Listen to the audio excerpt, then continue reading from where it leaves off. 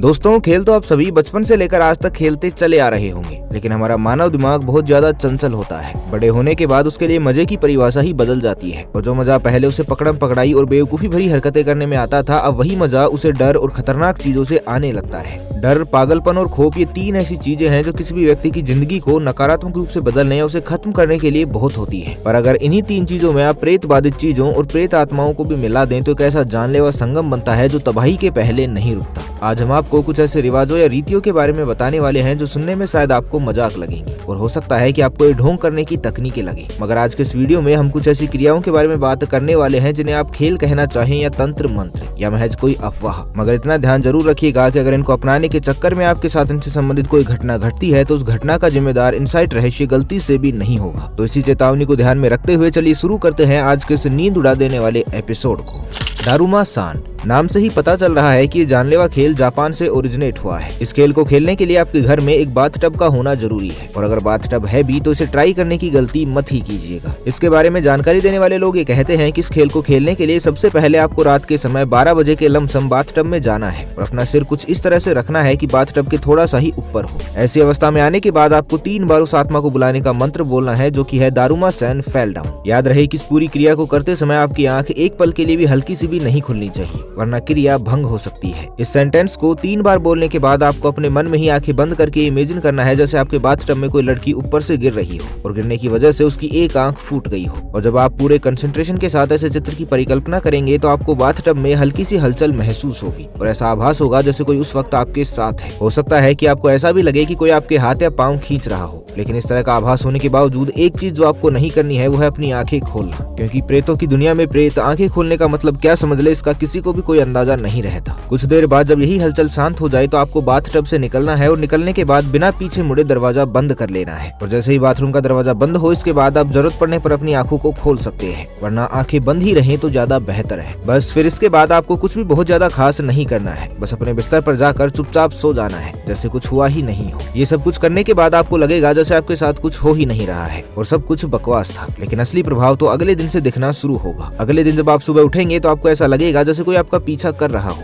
आपका मन आपको बार बार इस चीज के लिए सावधान करेगा कि आपके आसपास कोई है जो ढेर सारी नकारात्मक ऊर्जा आपके प्रति लगा रहा है। हो सकता है आपके रोंगटे भी कई बार खड़े हों, लेकिन शक होने पर आप जब कभी भी पीछे मुड़कर देखेंगे तो आपको कोई भी नहीं दिखाई देगा। कुछ लोग क्लेम करते हैं कि शीशे या कैमरे जैसी किसी भी वस्तु में अपने पीछे थोड़ा सा गर्दन झुकाकर देखते वक्त वो ये नोटिस करते हैं कि उस रिफ्लेक्शन में उन्हें कुछ अजीब सा दिखाई देता है। स्पेसिफिकली बताएं तो उन्हें हल्की सी और बहुत ही धुंधली सी परछाई देखने को मिलती है, लेकिन कई लोग ऐसे भी हैं जिन्होंने नेगेटिव प्रेजेंस को महसूस करने के बावजूद ऐसी किसी परछाई को नहीं देखा है। इस विषय पर सबने अपना अपना अलग अलग एक्सपीरियंस बताया है, लेकिन अगर आपको ऐसी प्रेजेंस दिन ब दिन और तीव्रता से महसूस होने लगे तो सावधान हो जाइए। नकारात्मकता का इतनी तीव्रता से बढ़ना ये संदेश देता है कि दारुमा-सान धीरे धीरे आपके बहुत ज्यादा करीब आती जा रही है और उसके करीब आने का सिर्फ यही मकसद होता है ताकि वो आपके शरीर पर हावी होकर आपको सबसे लंबी नींद सुला सके। ये एक ऐसी खौफनाक परिस्थिति होती है जब व्यक्ति चिड़चिड़ा हो जाता है और कुछ ऐसी हरकतें करता है जो उसके बस में नहीं होती और बस इसी कमजोरी का फायदा उठाते हुए वो धीरे धीरे आपके और भी ज्यादा पास आती जाएगी। जब आपको ऐसे आभास और भी ज्यादा होने लगे तो इसमें अपने हाथों को हवा में चोपिंग स्टाइल में वेव कीजिए जैसे आप सामने वाले किसी व्यक्ति को कराटे चोप मार रहे हो और ऐसा करते वक्त आपको जोर से कहना है किट्टा, जिसका हिंदी में मतलब होता है कि मैं तुम्हारे टुकड़े टुकड़े कर दूंगा या कर दूंगी। ऐसा करने के बाद अगर आपकी किस्मत अच्छी निकली और आपका मनोबल मजबूत रहा तो आप इस जंग को जीत जाएंगे और आत्मा से छुटकारा भी पा लेंगे, पर अगर किस्मत खराब निकली तो आगे आप खुद ही समझदार हैं कि आपके साथ क्या हो सकता है।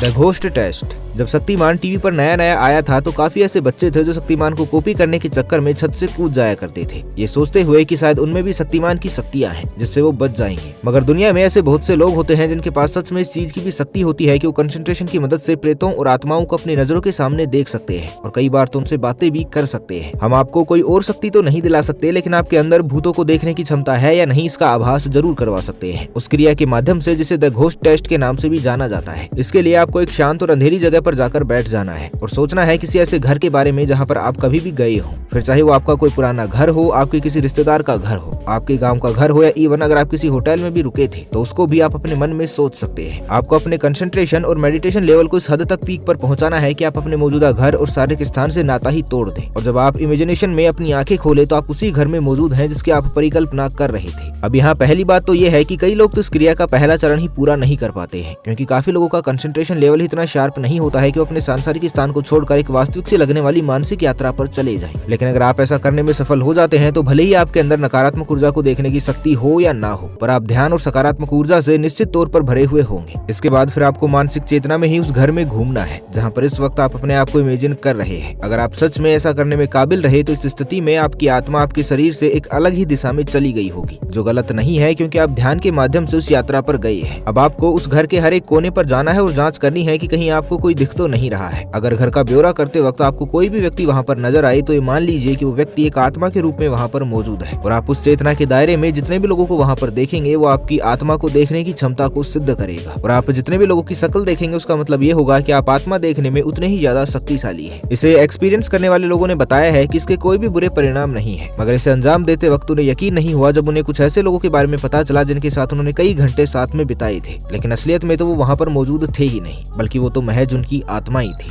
पोलिबियस आर्केड गेम्स तो आप सभी ने बेशक अपने बचपन में जरूर खेली होगी। यहाँ तक कि टेकन 3 को मशीन में खेलकर तो न जाने कितने ही लोगों का बचपन पार हुआ होगा, लेकिन हर आर्केड मशीन एक अच्छा अनुभव नहीं देती है और पोलिबियस उसी का उदाहरण है। पोर्टलैंड के गेम पोरलस में 90 के दशक में अचानक ही काले रंग की एक ऐसी आर्केड मशीन आ गई थी जिसका नाम था पोलिबियस। इस मशीन को किसने इंस्टॉल किया, इसका निर्माता कौन है, यह आज तक कोई भी नहीं जानता है, लेकिन नई गेम को मार्केट में आता देखकर लोग तुरंत ही इसको खेलने के लिए होड़ में लग गए। मगर पता नहीं इस खेल का क्या जादू चढ़ा कि लोगों को इसकी बुरी लत लग गई। लोगों को पोलिबियस खेलने की इतनी आदत हो गई थी कि कई बच्चों ने तो इस गेम को इतना खेला कि माँ बाप के ऊपर कर्जा चढ़ गया, और अगर उन्हें ये खेलने को नहीं मिली तो कुछ ने तो सुसाइड करने जैसा खतरनाक कदम भी उठा लिया था, जो उस दौर के हिसाब से बहुत ही अकल्पनीय स्तर की बात थी। यहाँ तक कि इस गेम की सर्विसिंग भी आम लोग नहीं करते थे, बल्कि उसके लिए काले सूट पहनकर ऐसे लोग आया करते थे जैसे वो बहुत ही खुफिया काम कर रहे हों। और जब लोग इसे खेलने के लिए मरने मारने पर उतारू हो गए तो एक दिन अचानक से ही पोर्टलैंड के हर एक गेम पार्लर से ये मशीन गायब हो गई, जैसे कभी एग्जिस्ट ही ना करती हो। जानकार बताते हैं कि ये गेम CIA के एक प्रोजेक्ट के अंतर्गत इंस्टॉल की गई थी, जिसके जरिए वो अपने माइंड मैनिपुलेशन को टेस्ट करना चाहते थे। और जितनी भी पोलिबियस गेम्स इंस्टॉल हुई थी ये बस उसी एक टेस्ट का हिस्सा थी, जिसके जरिए वो अपनी इस टेक्निक का आउटकम देखना चाहते थे। और जैसे ही उन्होंने अपनी मशीन का परिणाम देख लिया और उन्हें संतुष्टि हो गई, तब उन्होंने अचानक से इस मशीन को हर एक जगह से हटा लिया और गेम पार्लर वालों को भी ऐसे चुप करा लिया कि आज ना तो इस गेम की कोई आर्केड मशीन मौजूद है और इंटरनेट जैसी बड़ी लाइब्रेरी जहाँ पर लिटरली 5000 साल पुरानी किताबें भी मिल जाती है, वहाँ पर भी इस गेम की एक भी कॉपी मौजूद नहीं है। तो दोस्तों, क्या आप इनमें से किसी भी गेम को ट्राई करने की सोच रहे हैं? अगर हमारा सुझाव मांगे तो ऐसा कुछ भी ना ही करें, लेकिन फिर भी अगर आपको कुछ ट्राई करने की प्रबल इच्छा हो तो आप द घोस्ट टेस्ट को जरूर ट्राई कर सकते हैं, जिससे न सिर्फ आपका कंसंट्रेशन लेवल बढ़ेगा बल्कि आपको अपनी क्षमताओं का अंदाजा भी होगा और आपको इससे कोई नुकसान भी नहीं पहुंचेगा। क्या पता इसी बहाने आपको अपने जीवन से संबंधित कोई रहस्य भी पता चल जाए। बाकी ऐसे और भी बहुत से इंटरेस्टिंग किस्से और खेल हैं जिनके बारे में एक वीडियो में बता पाना नामुमकिन है। और अगर आपको इस वीडियो का पार्ट 2 भी चाहिए तो हमें नीचे कमेंट करके जरूर बताइएगा। बाकी आज के लिए बस इतना ही, मिलते हैं एक नई वीडियो के साथ। तब तक के लिए खुश रहे, मस्त रहे, हंसते रहे। भगवान करे आप सभी का दिन शुभ हो।